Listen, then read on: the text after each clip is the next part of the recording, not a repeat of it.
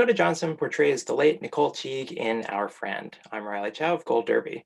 The movie opens with a scene between you and the character Matt, but you're off screen. So, did you know that the movie would open that way and be shot that way? And I'm wondering how you set the stage acting wise with that knowledge. Um, I did. I think I did know it was written in the script that we wouldn't see Nicole right off the bat, and that felt really strong to me. Um, there was something about having this, like, the feeling of her there without actually seeing her, because that's sort of what the movie ends with as well. Um, and it just seemed really beautiful to me. But I think in that moment, it just felt so much about Casey's work and his character that it was so beautiful to watch him and be there with him. It just felt quite raw and natural. Yeah, the finished film takes this kind of vignette style. Not that filming is normally chronological anyway, but I'm wondering how that narrative style impacted how you shaped your performance. It was tough because we flipped around from years all the time, and there would be some days when we'd be in three different eras, and so I sort of made a timeline and would mark them by what wig I was wearing and what color my nail polish was, um, which just helped me to be like, oh, okay, Nicole is at this stage of cancer and this stage of marriage, and where this age of being a mom, and this is how old her, that helped me in that way. Otherwise, I would have been lost. We were all a little lost sometimes, but we made it through. So you read the script first, then you read the Esquire article from which it's adapted. How did that change your perspective on the story? um, well, there's something really sort of brave about the Esquire article, and then the script has the little sweet moments that I think were maybe not as amplified in the article. It felt a little bit like the article is so real, it's so intense and dark sometimes. And I think it really just informed the script. Like that the article is the guts of the movie, but that doesn't always mean that you have to see all of that.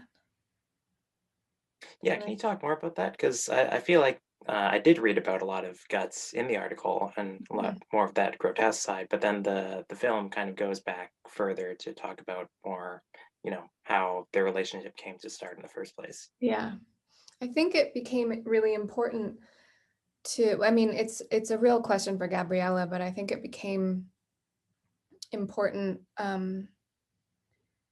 that the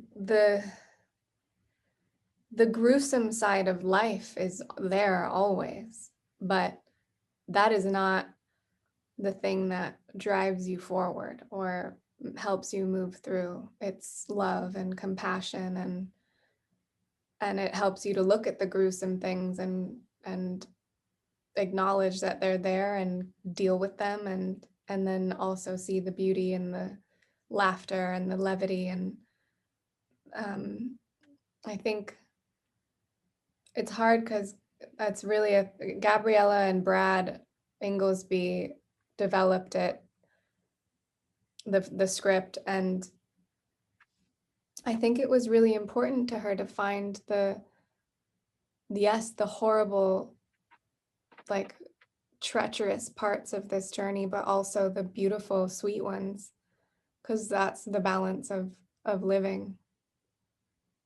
Yeah, your director, she's known for directing Blackfish. This is her second fiction film.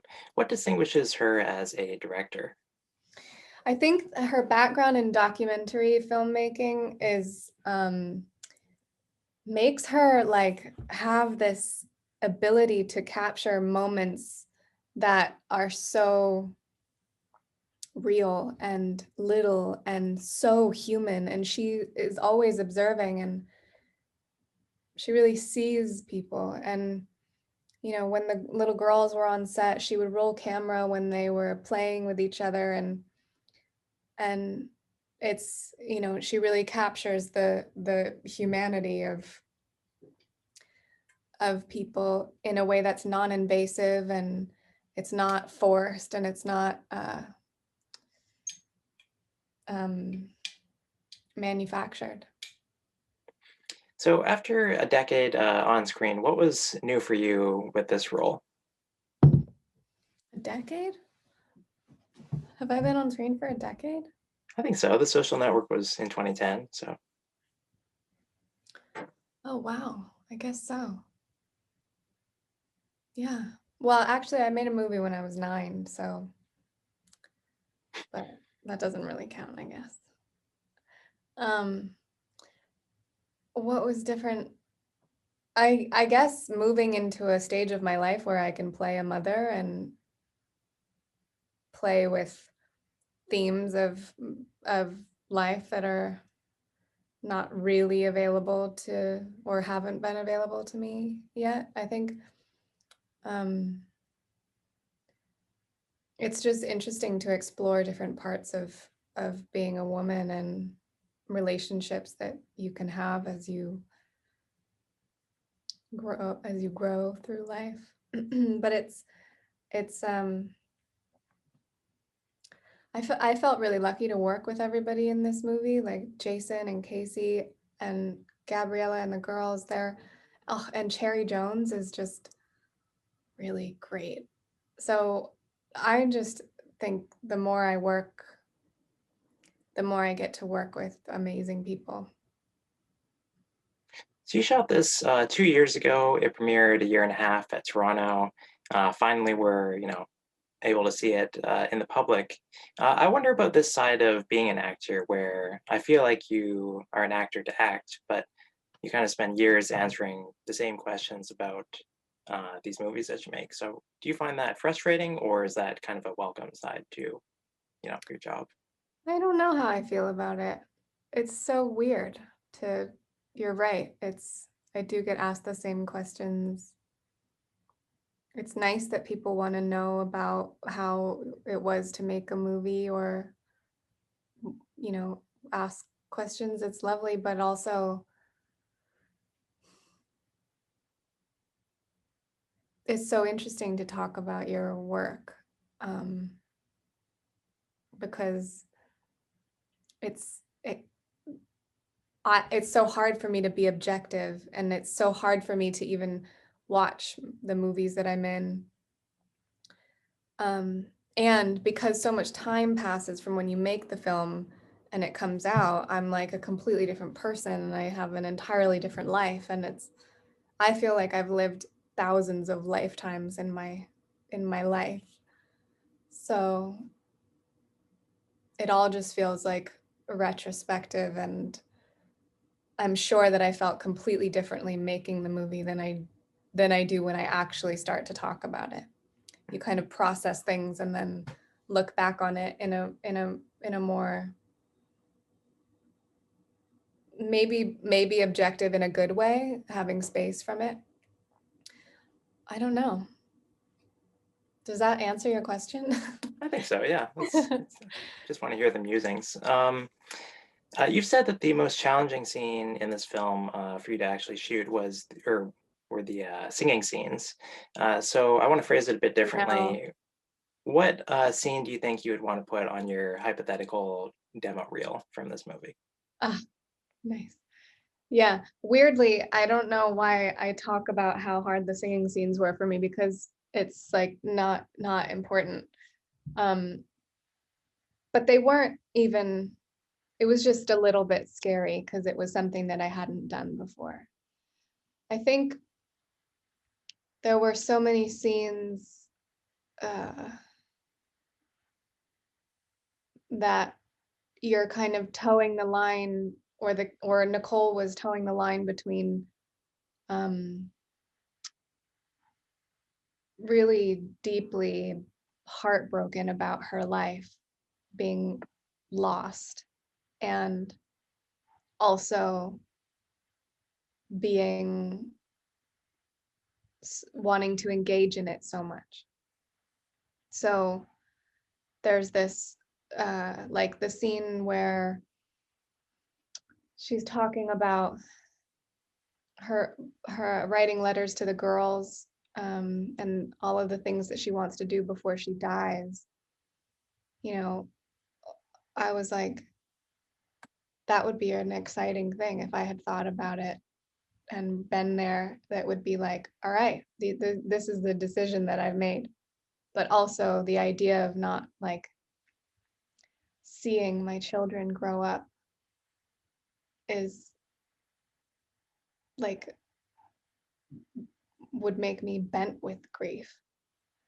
So also the scene where she's talking about how people don't look at her the same anymore and she's lost her beauty. I think for a woman who loved to perform and loved to be up in front of people and really like uh, present herself, to have that be something that is on her mind was like extraordinarily heartbreaking to me, um, and difficult, because how do you feel the feeling of being so, of like having your beauty or your sparkle or your something that you loved about yourself taken from you, and be able to articulate it and also just be okay with that happening is like, uh, I could only obviously imagine that being a really complicated series of emotions to go through. So those two scenes, I think it's always like, this and also this, which are the scenes that I mostly love in movies. So last year you had The High Note come out. Now Our Friend is out.